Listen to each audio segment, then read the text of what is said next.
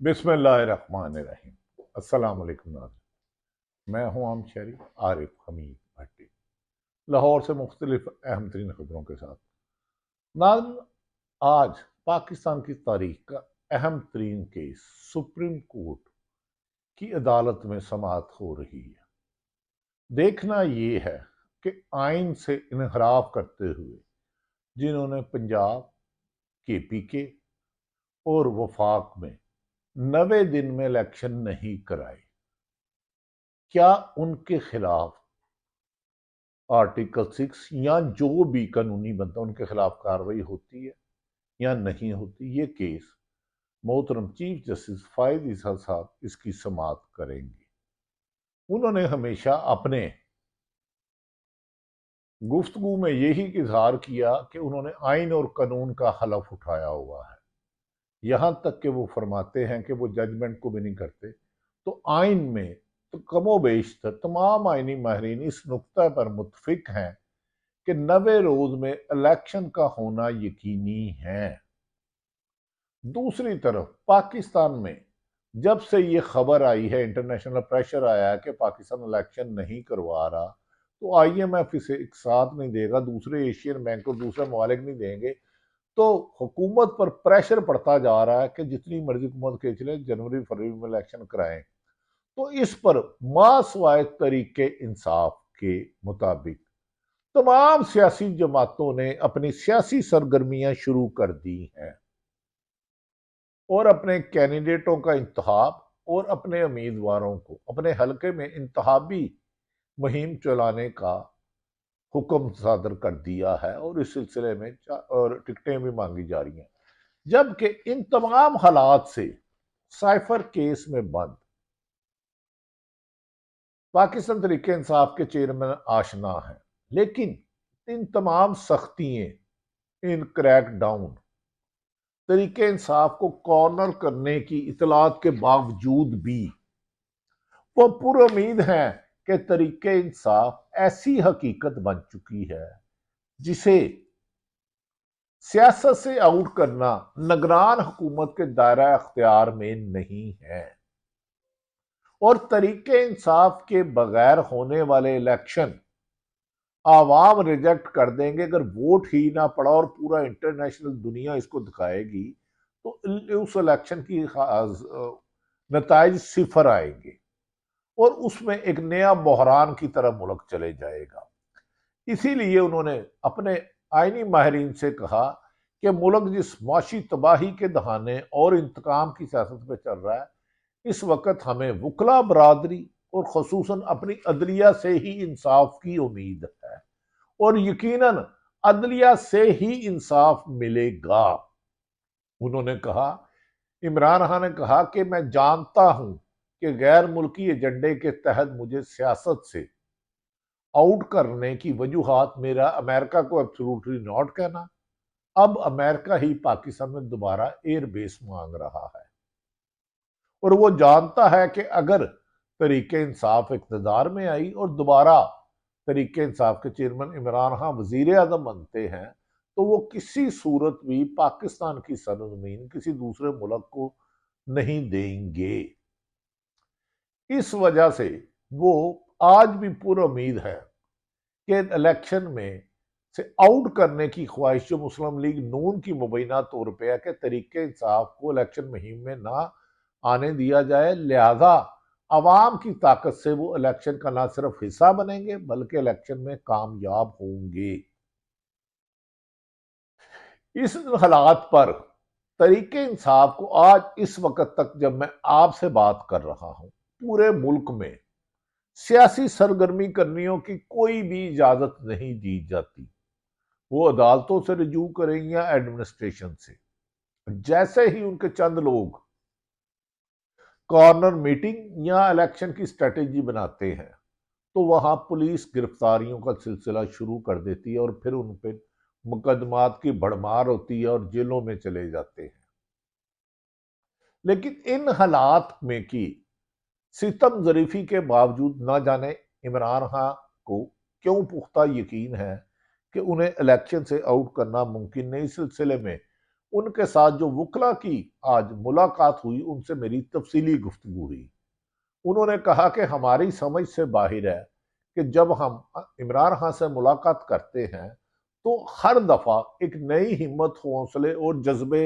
اور جنون کے ساتھ وہ بات کرتے ہیں۔ وہ کہتے ہیں کہ یہ وقت بھی ٹل جائے گا،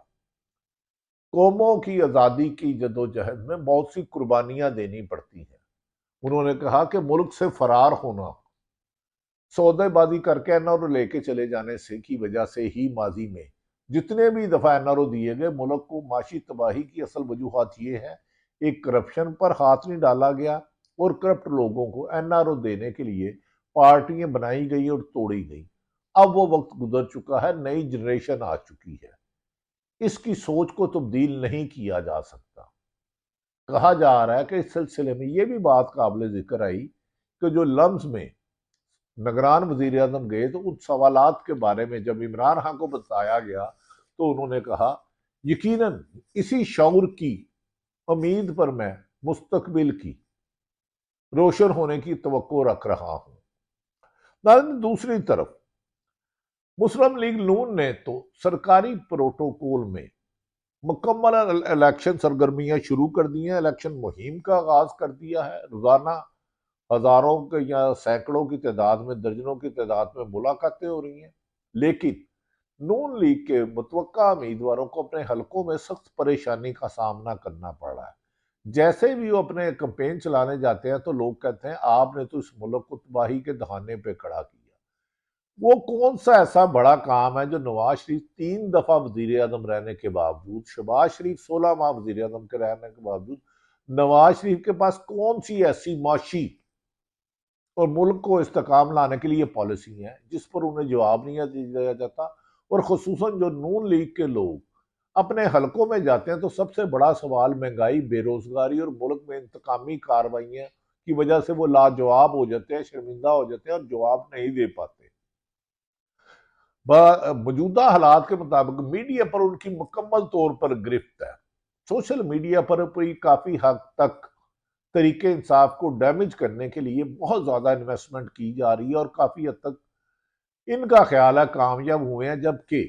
عوامی سروے میں طریقہ انصاف کی کامیابیوں کے واضح امکانات روشن آتے ہیں، وہ چاہے پاکستان کا کوئی بھی شہر ہو۔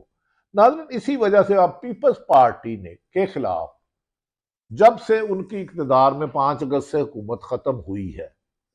ان کے خلاف نہ کوئی مقدمہ درج ہوا،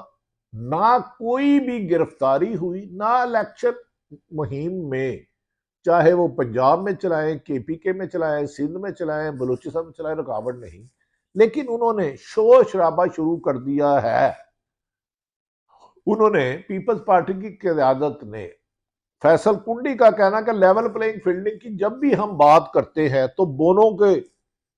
ماتھوں پر پسینہ آ جاتا ہے، یعنی کہ اس کو وہ نون لیگ کی طرف اشارہ کرتے ہیں۔ اور آصف علی زرداری نے تو یہاں تک کہہ دیا کہ میں نے شہباز شریف کو ملک کا وزیر اعظم بنایا، عدم اعتماد میں لایا، سارا سندھ ہاؤس میں میلہ میں نے سجایا، لیکن اس نے کام ہی نہیں کیا، اور جس کی وجہ سے لوگ اب ہم سے بھی خفا ہیں۔ لہذا نون لیگ، پی ٹی آئی، پیپلز پارٹی بظاہر اپوزیشن کے طور پر نون پہ آ رہی ہے تاکہ اس کو الیکشن پہ رنگ میں بنائے۔ اب استحکام پارٹی کیوں بنائی گئی؟ اس کی وجوہات یہ ہے کہ استحکام پارٹی میں لیڈر تو تقریباً کافی بھیج دیے گئے، لیکن بدقسمتی ہے کہ ووٹر اور سپورٹر نہیں جا سکے۔ استحکام پارٹی نے اب جلسوں کا سلسلہ شروع کیا ہے۔ کچھ لوگ کہتے ہیں استحکام پارٹی میں واضح 2 گروپ ہیں، ایک نون لیگ کے ساتھ نرم گوشہ رکھنا چاہتا ہے اور ایک طریقہ انصاف کو ٹارگٹ کرنا چاہ رہا ہے، اور اسی لیے پیپلز پارٹی کو اور مزید ڈرانے کے لیے بار بار یہ کہا جا رہا ہے کہ مسلم لیگ نون سندھ میں بھی اتحاد کرے گی۔ اس سلسلے میں پیپلز پارٹی کے ہونے والے اہم اجلاس میں فیصلہ کیا گیا کہ پی ٹی آئی سے بھی رابطے کیے جائیں۔ بظاہر تو وہ یہ کہہ رہے ہیں کہ کسی بڑی سیاسی جماعت کو الیکشن سے آؤٹ نہیں کرنا چاہیے، لیکن وہ پیپلز پارٹی پوری جانتی ہے کہ عمران خان کے خلاف سائفر حقائق کے برعکس ہے، توشہ خانہ میں خود پیپلز پارٹی اور نون لیگ کی لیڈرشپ اربوں روپے کے تحائف لے چکے ہیں۔ انہیں پتا ہے کہ میڈیا پر نواز شریف کی، عمران خان کی نہ تصویر چلائی جاتی ہے، نہ ساؤنڈ چلایا جاتا ہے، اور نہ ہی نہ ہونے کے برابر ان کی نمائندگی رہ گئی ہے۔ لیکن عوام تحریک انصاف کا ووٹ لینے کے لیے شاید بادی النظر میں پیپلز پارٹی یہ کوشش کر رہی ہے کہ نون لیگ کے خلاف ملیں گے تو اگر تحریک انصاف الیکشن میں نہیں آتی، اگر اف ہے، اف اور بٹ کے بغیر کوئی چیز آج کل مکمل نہیں ہو رہی، تو ملے گا۔ جبکہ تحریک انصاف نے کہا ہم نشان پہ لڑیں، نواز شریف عمران خان کو بے شک نومبر میں سزا سنا دی جائے۔ تحریک انصاف الیکشن کا میدان نہیں چھوڑے گی اور دمادم مست قلندر ہوگا، اور عوام اپنی طاقت اور ووٹ بینک سے سرکاری مشینری کی نگران حکومتوں کی تمام پالیسیوں کو ناکام کر دیں گے۔ اب دیکھنا یہ ہے کہ عدالت میں آج سماعت ہو گئی، کیا اس میں لیول پلینگ فیلڈنگ کے لیے تمام سیاسی جماعتیں مشمول M Q M, Tehreek Insaf, با پارٹی کو یہ حکم دیا جاتا ہے، حکومت کو اس بات کا پابند بنایا جاتا ہے کہ آپ الیکشن مہم سب کو چلانے دیں، اگر کسی کے خلاف کوئی مقدمات ہے تو عدالتیں ان کو فیصلہ کرنے دیں۔ اگر یہ فیصلہ تمام سیاسی جماعتوں کے لیے جتنی بھی ہیں یا کوئی آزاد کینڈیڈیٹ ہے، اگر آ جاتا ہے کہ کسی کو اس کے بنیادی الیکشن لڑنے کے حق اور ووٹ ڈالنے سے روکنے والوں کے خلاف عبرتناک نشان بنا دیا جائے گا، قانون کے مطابق سزا دی جائے گی، تو پھر تحریک انصاف کا یہ قافلہ جو واضح اکثریت سے ہے 25 کروڑ میں، الیکشن کی کامیابی کا صحرا ان کے سر سجے گا۔ اگر نہیں روکتے تو یقیناً الیکشن کی نہ صرف مشکوک ہوں گے بلکہ اسے تسلیم نہیں کیا جائے گا، اور ایک نئی پاکستان میں تحریک چل سکتی ہے۔ دوسری طرف گزشتہ روز فائد عیسیٰ صاحب کے بیانات پر خاص کر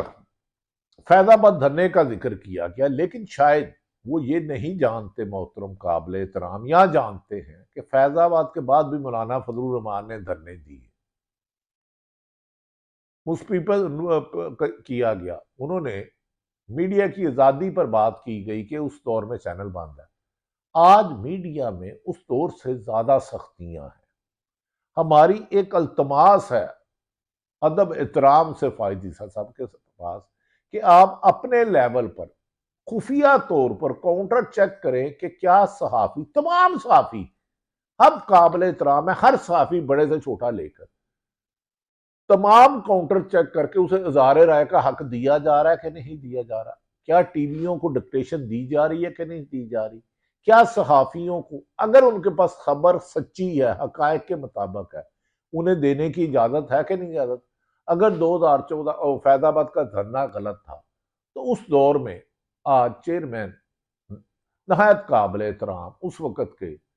پیمرا نے کہا، تو کیا میری ان سے صرف یہی گزارش ہے، اس وقت میں تو بہت سے لوگوں کو جو اس وقت کی حکومت پر تنقید کر رہے تھے انہیں روزانہ شوکاز نوٹس ملتے تھے، وہ طریقے بھی اٹھتے تھے، اور شہید ارشد شریف کو ایک نوٹس ملا موجودہ چیئرمین جو انہوں نے دیا ہے 2014 میں غالباً، مجھے کرنی ہے، تو میں اور ارشد شریف خود کئی دفعہ اس کے لیے گئے، اور پھر ہمیں کلین چٹ ملی کہ آپ کے پاس ایلیگیشن غلط ہے۔ ہماری ایک ہی ہے چیف جسٹس آف پاکستان، آئین اور قانون کی حکمرانی کے لیے جو عام شہریوں کو حقوق ہے، صحافیوں کا، سیاستدان کو یا عام شہریوں، ان تمام کے حقوق کا تحفظ کیا جائے،